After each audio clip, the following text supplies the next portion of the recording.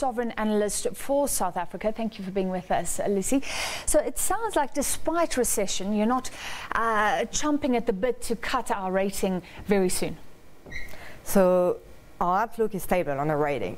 That's something that's very important because it gives an indication of how the rating could evolve within the next 12 to 18 months. So the fact that it's stable means there are some balance risks. Again, we're not saying there are no risks whatsoever, and the rating is Baa3.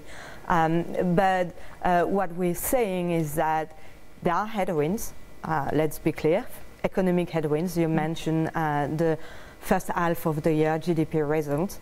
I saw also we discussed, currency weakness. So the rand has depreciated against the dollar. The inflation is accelerating.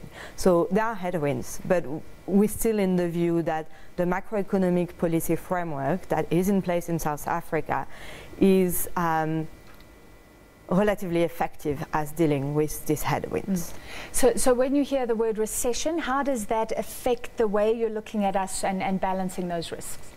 Sure. So when we hear recession, the first thing we do is look at what it means for this year growth outlook. And so, of course, we revise a bit, our growth forecast for this year. We don't give precise number, and we don't want to enter a false debate, but we're saying it's going to be somewhere between 0.7 and 1% of GDP. And actually, since our rating are forward-looking, they give an indication of the risk not just today, tomorrow, but also within the next years to come. So we also look at what it means for 2019 outlook, for instance, and we have a forecast of 1.5% for next year. Okay, so we're growing, although it's nowhere like where we would like to be. President Cyril Ramaphosa has been saying, look, we are going to emerge from recession and focusing on the fact that agriculture dragged us down. So it was about rains and a whole lot of agricultural issues sort of not touched by government. Is that convincing to you? It's not 100% the way we look, at least at the GDP result over the first half of the year.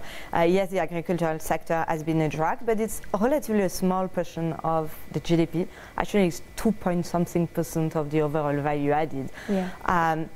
We also think that weak confidence has probably a bit weighted down also on the economic results. Land reform, is that one of the reasons? We're not assigning a very specific factors to weak confidence. We're just looking at, and we're very happy that in South Africa we do have access to quite some relevant information for our assessments. But it may be this, it may be other things. The thing is, confidence has been relatively weak and weaker than many people had expected, including us. Land expropriation, do you take a stance at all and say, yes, that would be good, or no, don't go that route, or is it only the uncertainty around it? You have spoken about that. It's a really good question. First, there is the uncertainty around it, and here we're very clear. Shorter term, it means that in particular foreign investors may be a bit afraid of that because they don't know actually how it's going to look like. Medium, longer term, actually, if the authority were to manage to put forward something that would enable them to achieve the objectives that they've set, which is a better redistribution of land without hurting economic interests, which is a very important provision, of course. Then, of course, medium to long term, we see that actually as a positive from both a social cohesion point of view and an economic point of view. That is very interesting, and I guess could we say it would be rating positive if we at least resolved the debate, at least started saying which land will be affected and who as quickly as possible? That would remove the uncertainty, but then the question, of course, would be what are the details, how things are being done, and here it's very difficult without having a draft law and seeing how the authorities intend to achieve that, whether actually we believe they will strike that balance, because there is a thin balancing exercise here. Finally, we're going to look at Turkey tonight, and I mean, often we've been dragged down just because we're part of this emerging markets basket. Sometimes what's going on in America is affecting us. Our rand has been incredibly weak, but do you factor that in, that often we're just buffeted by what's happening around the globe?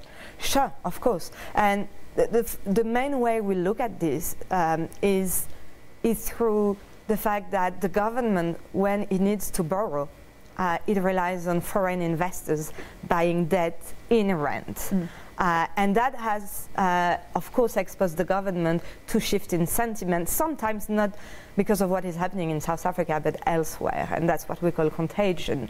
But what is very interesting in South Africa, compared, for instance, to Turkey that you just mentioned, is the fact that, yes, the rand can move and depreciate, but the vulnerability of the economy in South Africa is much lower. The reason being that the government has almost no foreign currency debt. Most of it is in rand versus, for instance, Turkey. Banks in South Africa have very little foreign currency liabilities. In our banking system outlook, we said 6% of their liabilities. That's very low, and even corporates. And that's protected us, that even the bonds are often issued in rands. Okay, I'm hearing good news, little bits of good news. Thank you very much, and hopefully we'll chat to you in future. Sure. That was Moody's lead sovereign analyst for South Africa, Lucie Villa.